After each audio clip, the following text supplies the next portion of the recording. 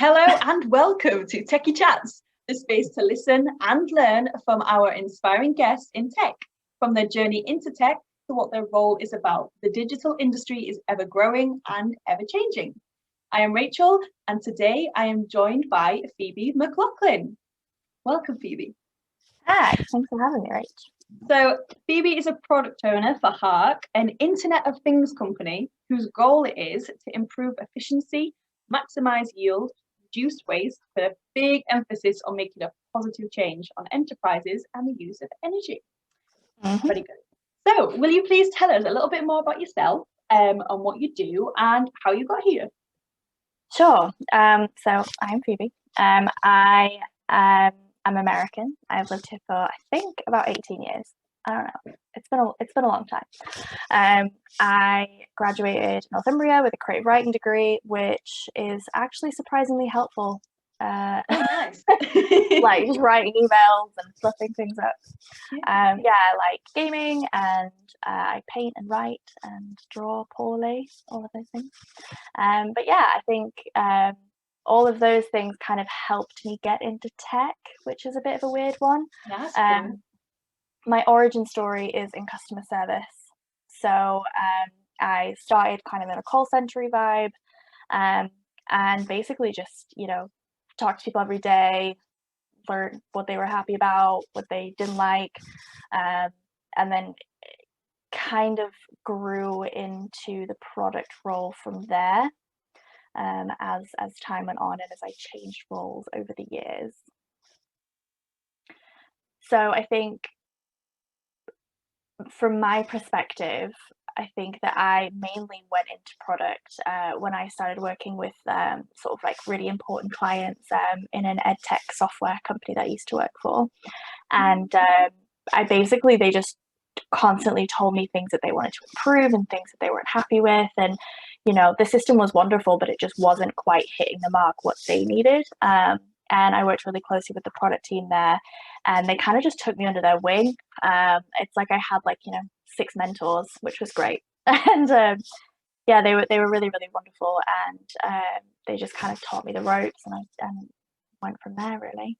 Oh, that's really awesome. So what did you start as when you joined that company? Or did you evolve into a product role when you were there, or did you come in at product and grow through that?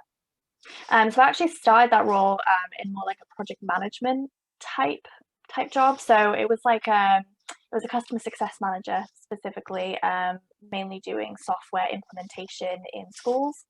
So I ended up working with secondary schools, and obviously secondary schools are super complex. They've got lots of needs, lots of kids. So we really wanted to make sure that the product there really, really hit the mark. So one of my roles was helping to gather that information and develop it. And so I didn't really start product. I didn't even know that product management was a thing. I'd never been in any company I'd ever worked with before, and I'd been in tech for, at that point, probably 6 years. And I think it was a big eye opener to see the impact of having a product team and what that does to a company and to a product. Yeah, definitely. That's what one of the aims of these vlogs is that all these roles exist, and they're always getting new roles. And if for example, you and I have been in tech for a while, and we're only finding out these things recently, or not the start of our tech career basically, it's definitely worth talking about them and seeing what else is out there and seeing what people can find out and grow into. Yeah, definitely. Yeah, it's definitely important, I think. So what's your favorite part of your role as a product? My favorite part about being a product owner is just making things better. I think it's weird as it sounds. I love hearing complaints because it's something that we can fix. It's something that we can improve on. That kind of positive feedback is just as important as that criticism. So that to me is really important when working through everything. Working customer service, I just spent my whole time apologizing. I'm sorry this doesn't work properly. I'm sorry this doesn't fit your requirement. I'm sorry you have to change your process. And it's so nice to kind of say, but let me look at it. Let me work on it. Let me get something up and see what we can do. And I think that's that's what kind of keeps me going for sure. Is it like little light bulb moments every time you kind of hear some feedback that you can improve something, and then you find a way to improve it, and you're like, aha? Do you have a lot of those, or is it a completely different feeling? Yeah, sometimes they have a tendency to come more in like collaborative workshops and stuff. Like especially, I love working with UX designers because they have such a different way of working. And a lot of times, I try to think, you know, if I was UX designer, what would I think? What would I do? So it's really great to have the perspective of like, you know, understanding from a development point of view those restrictions alongside of what the customer actually wants, alongside with the big picture of like, you know, where is the product going to be in 6 months? Where is it going to be in a year? So a lot of times those light bulb moments come when you think, oh my God, this fits everything. It will make them happy. Our other customers will love it. It's scalable. It will bring in revenue.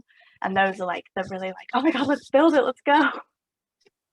Oh, that's one thing I love about being in tech teams is that the UX designers have a completely different way of thinking. It's like they're in a different world, and then like the developers also have a different way of thinking, and then product owners, scrum masters, BAs all come together, and everyone has such different roles to play, but they're all really important within a team. Do you work closely with business analysts or like scrum masters, agile coaches, or is it just like UX and developers? Yeah, so I have previously, in my previous company, again, it was in ed tech. We kind of acted as BAs. So like we would go on like, you know, what are they called? Requirement gathering sessions, engineering. And, you know, we would ask those questions. We would write those frameworks. We'd use, you know, the 5 whys and all that stuff. So, you know, like I've been BA trained, and I think I've never worked them, but it'd be cool to kind of get that aspect as well. I used to work with Scrum Masters very, very closely, and I learned a lot from them. And I try to apply some of those now because Hark is in like its scale up phase. So I'm actually their first product owner, which is such a great position to be in. Wow, that's exciting, isn't it? It's really exciting. Yeah, it's great. We've got a lot to do, and the team are incredible, and they're so willing to push and learn and grow, and it's just it feels like such a good fit. So hopefully those things, maybe not so much Scrum Master, but you know, like a BA will come into it, and we can learn and grow from that. But I think those perspectives you say are so important. That's really cool that you did like hybrid roles. So in like your previous role, then you were doing actually like quite a few roles that made up your role, and also maybe doing part, not a secondment, but part of that role, depending on like the day. So it sounds really varied and exciting. Yeah, it was completely dependent on the project, which is Yeah. I think is great because it pads out your CV for one thing, but also it gives you that perspective, which is nice. And it teaches you so many different things that you can like you take with you for like the rest of the roles that you do, which is really cool. Yeah. What would you say like your biggest challenges of the role? My biggest challenges is probably getting out of my own head. I think one of the biggest mistakes that any person in development product can make is like you don't know everything. Like you aren't the user. You're not the person sat there clicking it every day. And sometimes you look at it and you go, yeah, that makes total sense. Of course, like let's just do it that way. And it's getting out of that mindset of like, okay, one person likes it that way. Not everybody does. It's that like bigger picture thing. And also I think another thing which I definitely feel like I could improve on is being more direct, kind of, you know, when you're trying to like steer a conversation and facilitate something, being able to kind of bring it back to topic and bring it back to where it needs to be, especially as a product owner. It can be challenging because you get so excited because all these ideas come in and all you know you're talking about all this different stuff and looking at all these different directions, so they both can be a bit challenging. That does sound challenging. Yeah. What would your advice be for people who would like to get into product ownership? My advice would be personal development. I never thought I'd be a product person. I didn't even know that was a thing. And I just met some people who loved it and they made me fall in love with it. And I think if you want to get in, not even just tech, not even just, you know, product development, anything, you have to invest the time into it. You know, I have been on endless networking events. You know, I've met some really wonderful people. I do training courses, at least a couple every year. And it is just pushing yourself, think, how can I do better? And if you're really struggling, or even if you just want some support, find a mentor, reach out to somebody who you've worked before or you've seen on LinkedIn or whatever. I'm very blessed to still be in contact with a lot of the product owners I worked at one of my previous companies, and both my previous companies. And you know, if I ever have a question like, oh God, how do you do this, or what do you think of this, you can use them as a sounding board, and they have a different perspective because they're not in the weeds with you. So yeah, I think just keep pushing, just keep going, and read some stuff. I like it. That's cool. Is there any like qualifications around around product ownership? Yeah, so there's quite a few. It depends how serious you want to be with it, and it also depends on the company. I am personally CSPO trained, which is Certified Scrum Product Owner. So that's like a couple-day course that you can go on. They're remote at the moment, obviously, and they do come with a bit of a price tag. But I know that when I was recruited for my current position, that was actually the first thing that they'd noticed that I had on my LinkedIn profile that kind of drew them to me. So it definitely was a benefit. I'm very glad I did it. And you can kind of, I believe it's through the Scrum Alliance, and you can log in. And like when you go to networking events and do other training courses, you get points. So you can keep topping up your qualifications. You don't have to keep paying for it, you know, every however, like 24 months, I think. As long as you network and you keep yourself up to date and your personal development growing, you can just maintain that qualification basically. So that's what I do. But there's loads of sites where you can get introduction to product management. I would say anyone who wants to be in product management, learn BA skills. They are so important. As well as any user experience. Yes. So don't one track it. Expand. Yeah, that's really important actually.